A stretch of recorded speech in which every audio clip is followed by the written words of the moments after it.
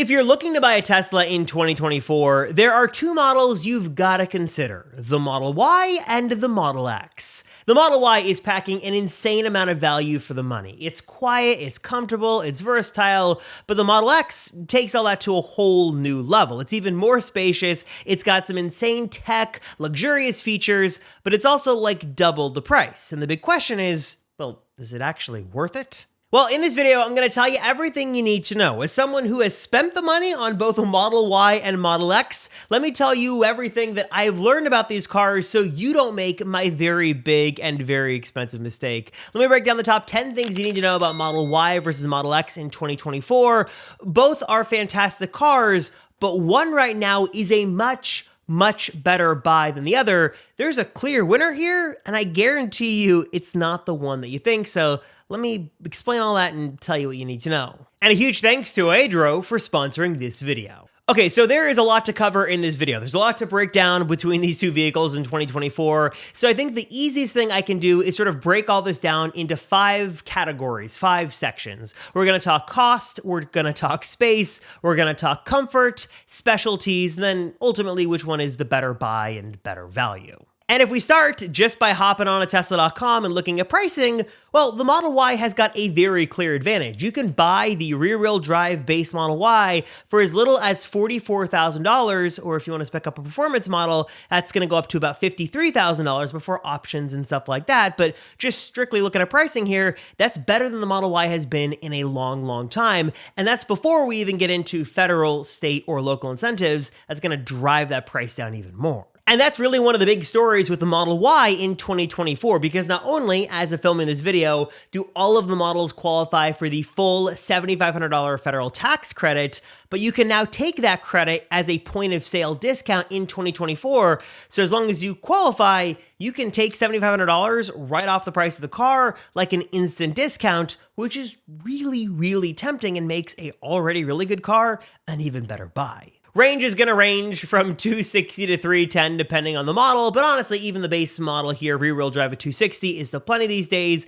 as long as you've got a reliable place to charge, whether it's at home, work, gym, something like that. The Model X, on the other hand, is not nearly as appealing when it comes to price. You've got 2 models here, just a long range or plaid option. Long range is going to start at just under $80,000 or about $95,000 for the plaid model. Though I do, of course, have to mention that one of the perks of the base Model X is that it actually will qualify for the full $7,500 federal tax credit, but you've got to change nothing with the vehicle. You can't change color, you can't change wheels, you can't change regular wheel to yoke, you can't change the seats. You've got to change nothing because it's right under the MSRP cap to qualify. So if you do want to take advantage of a pretty sweet discount, you can get a base Model X, but you've got to love that stealth gray and stock wheels and all that stuff because you can't change anything before you buy it. Okay, so right off the bat, Model X is like double the price of the Model Y, which has most people thinking, well, why would Tesla sell the Model X? Does it deliver double the value? Is it worth like double the price?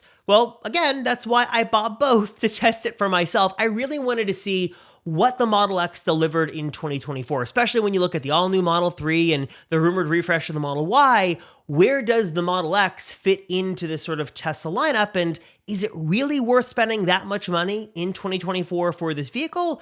Well, let's find out.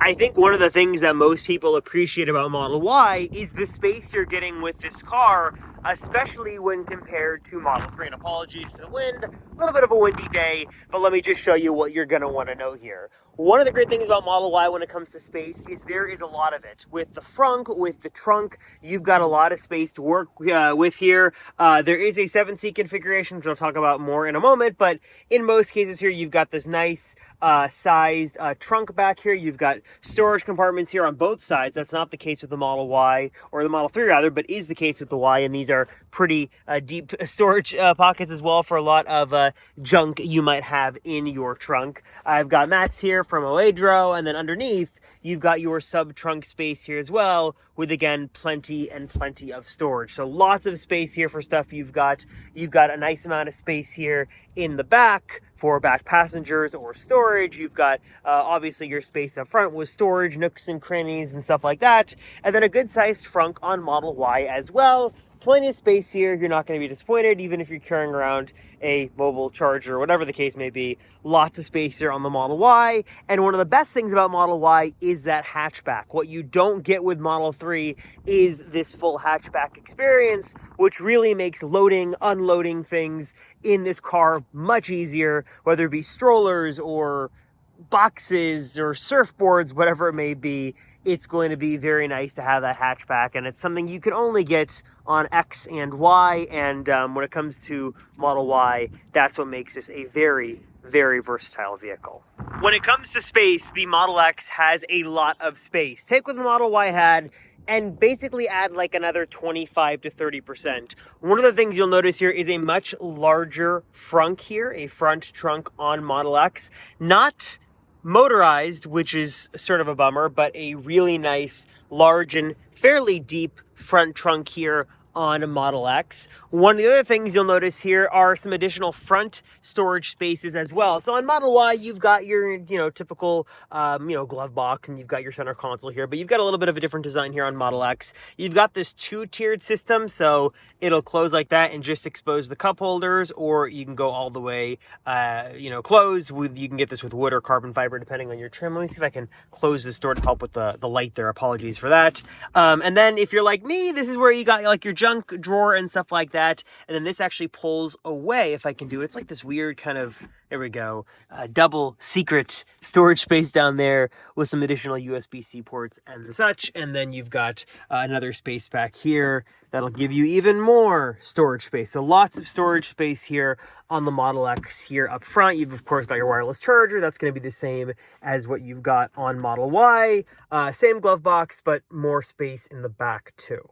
Now, whether you decide to go Tesla Model Y, Model X, or really pick up any other Tesla on the market, there is one accessory you need to buy before you consider anything else, I promise you this, and that is a proper set of high-quality, durable, well-protective floor mats that are actually going to protect your Tesla. And if you're looking for one of the best options on the market, the ones I've been using in my Model Y that I absolutely love, it's this set made by Oedro. And I love these mats from Oedro for three big reasons. Number one is aesthetically speaking, I love the looks of these mats. They're sleek, they're stylish, they perfectly fit inside of your Model Y. They sort of match that minimal Tesla aesthetic, and I think they look great. And also, I love that the protection they offer here is fantastic. You're getting protection from frunk to trunk and everything in between. They are offering amazing protection, and also I love the custom fit here as well. It's going to fit perfectly here inside of your Model Y. They're made of a high density and high strength TPE material that, again, is not only going to be very durable,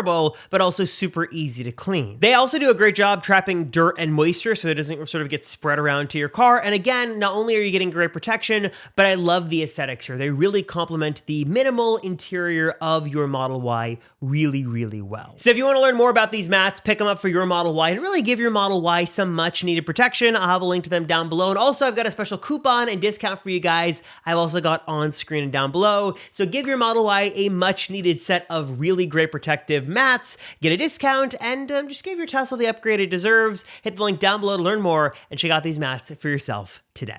Model X is also going to provide you a very nice, large trunk, and I've got some boxes back here sort of for reference. If you want to see how some Home Depot boxes look back there, that's how it's going to look. I've got my seats there that I'll mention in a minute. I've got a storage space here. I've got a storage space, actually not a recessed storage space, but a little cubby there. And then obviously I've got, if I can lift these up, well, you gotta, let me see if I can get my phone down there. There you go. A little storage space under there as well as I maneuver with these mats and that stuff. So a nice amount of space there, and then some additional space here with these seats, which I should probably mention. I also should mention that one of the big reasons that many people like Model X is that it's the only Tesla you can get optioned in 3 different seat configurations to maximize your storage space or your passenger space. So if we jump on the Tesla website, we can see 3 different configurations here. There's a standard 5-seat configuration, that's the 2 up front, and then sort of the bench seating in the back that will go down. There is a 7-seat configuration that is a 2 in the front, a bench in the middle that'll go down, and then also 2 rear seats that'll go down.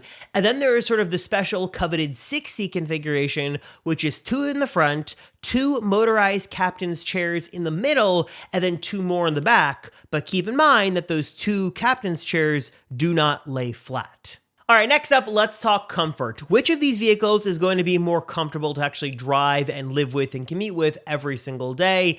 And let's first start with the Model X because it's got some big advantages to make the ride much more comfortable over Model Y. One of the biggest being a sort of controllable air suspension system, which you can adjust to make the ride as smooth as possible and more comfortable for you, which is really nice and definitely noticeable over sort of just the standard Model Y.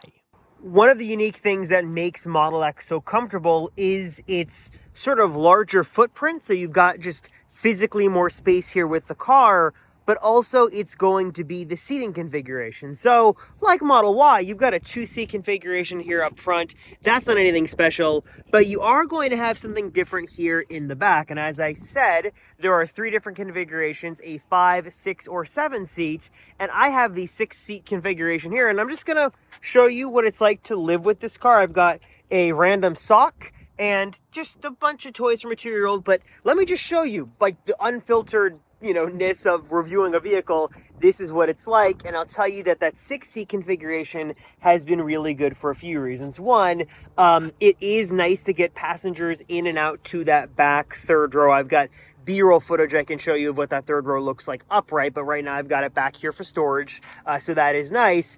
And what's also nice here is that these seats are motorized, so I can actually press this button, and the seats are going to be moving forward and are going to allow people to more easily get back into that other section here, and then I can hit that button to move it back. Very, very nice. It's probably one of the associated extra costs with the 6-seat configuration is going to be because of the motors needed for that. So that has been nice. Though I will say the one downside to this 6-seat configuration is that these seats, for better or worse, do not go down. So if I had a 5-seat configuration or a 7-seat configuration, I could lay all these seats flat and, put things in here as needed. If I had bigger boxes or I had whatever else it might be, that's going to work. But with the 6-seat configuration, those seats do not go flat. And that's something you've got to make sure you know, because you're going to potentially run into some problems when you load some larger things. I have also had a lot of instances where I have stuff back there. Like we went to the grocery store the other day. I had a jug of milk and I hit the brake or whatever was happening in my normal course of driving, and the milk just went back here. Then I, didn't realize it was gone. And then a couple hours later I come out and there's just a jug of milk in my car. Just things are going to slide in and out of that little passageway there a little too easily. There are some third-party solutions you can get that I should try, but just keep in mind that storage might be a little bit weird. And again, if you've got bigger objects, you're not going to be able to put them in because these seats do not go flat. All you can really do is put this as forward as it can go, and then maybe adjust it a little bit more if we were to get in here and adjust this. Actually, that's it. That's as far as it's going to go. So that's as much space as you're going to get. And if you want more, there's nothing you can do. That's just one of the concessions you're going to make with the 6-seat configuration. So make sure you definitely keep that in mind if you're looking at going Model X. Now, don't get me wrong, Model Y is still a very comfortable car as well. It's got comfortable seats. It's got comfortable amount of space. You've got sort of the regular doors here, no Falcon Wing doors, but that's not a big deal. And it's just a very comfortable car. There's a reason why this car is super popular, but it doesn't have some of the more luxurious things that the Model X is going to have. I can honestly tell you that I've never been in the Model Y and felt like it is an uncomfortable vehicle. I think one of the things that makes these vehicles so comfortable, both the X and specifically the Y here, are number one, the seats are very, very nice. Even though they're not ventilated or have any of the nice, crazy creature comforts, they're still very comfortable seats. And also, as my car randomly loads my profile here, the glass roof I think really also helps the vehicle feel more spacious as well. I've got a protector up here just to keep some of the heat out of here as it sits parked, but having that large windshield is really nice and makes the car feel very spacious. I've never had a problem here driving in the front passengers. It's very roomy. Even if we move to the back, it's not going to be as roomy as some vehicles, but honestly, I've never had a problem. Even if you've got child toys and such back here, this is where the car is. in my easy entry position. So this is basically all the way back, and I still here have room. And then once I'm in my normal seating position, like let's scoot over to this seat here, which is in more of a normal position, I have got plenty and plenty of room. If I'm going to be on a road trip, I'm going to be comfortable. I probably wouldn't want to be the third person here on a road trip. And yes, if you're wondering, this actually does come up as a headrest. 3 people back here might be a little bit tight depending on size, but 4 people in here is going to fit very, very comfortably and is going to be a really nice ride. The cabin is very quiet. Suspension, although not an air suspension, is comfortable, and it's a very, solid ride. Having that electric motor is nice, though I will say one point here that I should make. This isn't specific to Model Y, but I will tell you that everyone who I've had drive in a Tesla has experienced some sort of car sickness or motion sickness. This isn't exclusive to my driving, but with even others as well. Maybe it's something with the acceleration or the way the car sort of accelerates and decelerates, but that is something to keep in mind with Teslas. I don't know if you've experienced this. Let me know if you have down below. Again, not a Model Y specific grievance, but something to keep aware of is a general comfort thing for both Model X and Model Y. But Model Y, a very comfortable car, though I wouldn't be want to be one in the 7-seat configuration, because those back seats in the Model Y, those 7 seats, are usable for small children, but really, really small. This next category is where Tesla hopes the Model X is going to sort of blow the competition, in this case the Model Y, out of the water, and that is with specialties. Because as great as the Model Y is, there's nothing particularly special about it. It's a great car as it is, but Model X definitely has some extra special features that Tesla is hoping is gonna help you sort of justify its higher price. Fundamentally, the Model X and Model Y are actually very similar cars, but like I mentioned, there are some special features that only you'll find on the Model X versus the Model Y. One of the big ones here, the blessing and curse of this vehicle, are the Falcon Wing doors. Basically, not only are all the doors motorized, which I'll get to more in a moment, but if I press this button here on these 2 rear doors, they're going to open like Falcon wings and open like that. A very unique way of opening the door that no other car on the market has, at least to my knowledge. I think there are some copycats, but this is pretty unique here. You're not going to find many other like this in the world. And what this is particularly useful for is getting passengers in and out of the car, specifically small children. In my case, I've got a 2-year-old, and I can tell you having this Falcon Wing door open like it does makes getting my 2-year-old from here into here way, way easier, and gives you a lot of room to maneuver. If you've got a bad back, or you're tired of having to squeeze between different cars and really try to, contort your body to get children in the car, this does make it much, much easier. For non-small children, like regular back passengers, I don't think it's a huge deal. I don't know if it's worth it. I even think that if Tesla was to get rid of all the mechanics for this and lessen the price of the car, most people would opt for that. But if you do have small children, I will say it is really, really easy to get in and out of the car. If you have any other, physical limitations or things that may make it hard to enter or exit a vehicle, that does really, really help. And that is nice in the case of these back seats. One of the downsides to the Falcon Wing doors is that they're known for being notoriously unreliable the older the vehicles get, and aren't always perfect. I will say that they do have ultrasonic sensors built in, so I've never had an instance where they hit something even in my garage. They know how far to open, but as you'll see here, there are so many moving parts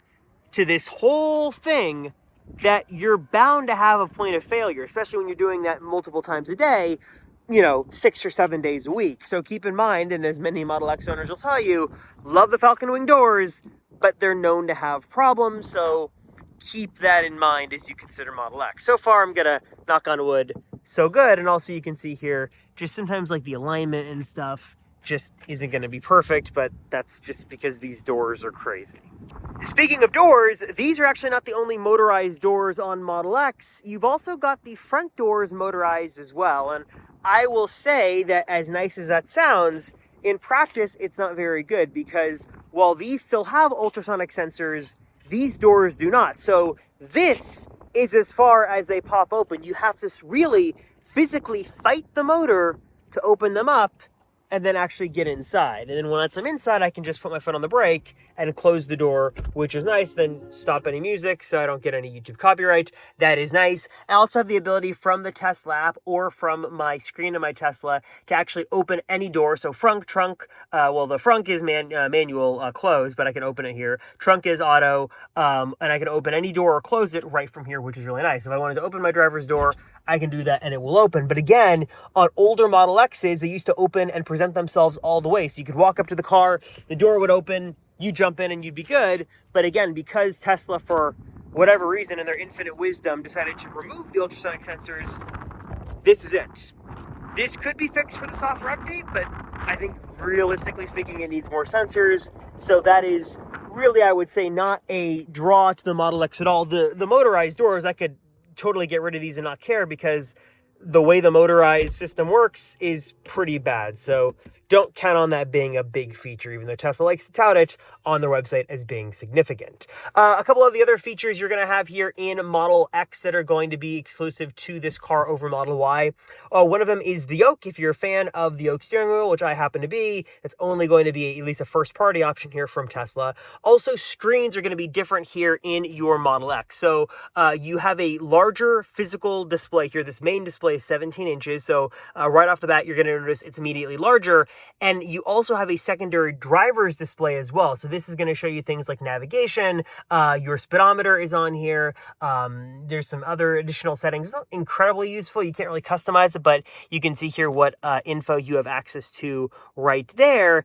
And it's great not only to be able to see that stuff in your line of sight, like having the speed here versus here is nice, but also because of that, you have way more screen real estate to work with here on the screen. The interface seems larger. I can move things around, and that is only because I don't have this much screen real estate taken up by the static stuff like you've got on Model 3 and Model Y. So a larger display, 2 displays, that is nice. And then what might kind of seem like a gimmick, but I really appreciate here, is that this display can turn as well. So right now the display is oriented towards me. I can change that to go back to center, and it's motorized there. So it'll actually turn, and I can turn it to the passenger, I can turn it to the middle, or turn it to me. It sounds really stupid, and I totally get it, but I will say when I'm driving with basically just myself in the car most of the time, having it angled towards me and sort of having my little cockpit view here is really, really nice. I'm sure this is another point of failure for the car, but I've got to say, having it like in this configuration is actually really nice and something I do enjoy. Now, I should mention, of course, you could sort of aftermarket your way to get all of these features in the Model Y. You could add another display or two. You could add cooled seats with some weird Amazon hacks, and there's some other things to do, but I probably wouldn't do that, and I'll get into more on that in just a moment. But just to say, Model Y is still a good car, but doesn't have some of those specialty features. All right, so now you know price, you know range, you know the ins and outs of these vehicles. But let's answer the question here, folks. Which one is the better buy in 2024? I think we can all agree that if price is of the utmost importance to you and you're looking for the best value vehicle you can buy, the Model Y is objectively going to be a better car in that situation. I love the Model X, but I just don't think it's worth double the price of a Model Y, or about that, whatever the pricing breakdown works out to be. Not only is Model Y pricing really good, but when you take into consideration its federal tax incentive, that is going to sweeten the deal even more, especially again, as you can take that right now as a point of sale discount. If the price difference between Model X and Model Y were, let's say, $20,000, I think even then there's a case to be made, and some justifications could be made on why the Model X is sort of worth it over the Model Y. But given the fact that even from the highest end Model X, we're looking at what, like a $27,000-ish difference between a Model Y performance and a Model X long range, that's sort of a pretty steep price gap there. And there's a lot of justifications to be made to overcome that. And especially if you lose the federal tax credit on the Model X, that shoots the price up even more. So I don't know if it's worth double or triple the price in that regard. Though with that, I will say Two things. One, you shouldn't buy a Model Y right now, even though I just said it was a better value. And also, let me just be clear that with the Model X, while it definitely is not as easy to justify its value, I think that a lot of people don't need to justify it with a price perspective